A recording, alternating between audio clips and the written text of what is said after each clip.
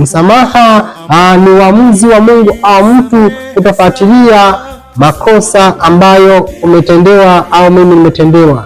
Ni uamuzi wa Mungu au mtu kutofuatilia yale makosa ambayo umetendewa au mimi nimetendewa, au kwa lugha rahisi ni kuachilia makosa, yani maumivu ambayo umeyapata kwa sababu ya mtu aliyekukosea, ile kuachilia yale maumivu, kuachilia makosa ambayo wewe umetendewa au umetendewa, ndiyo maana ya msamaha. Na ikumbukwe kwamba msamaha asili yake ni upendo, na pasipo upendo hatuwezi tukasameheana, na ndio maana tumekuwa tunashindwa kusameheana kwa sababu vilevile hatuna upendo, na mwisho wa siku tumekuwa ni watu wa kulipiza visasi.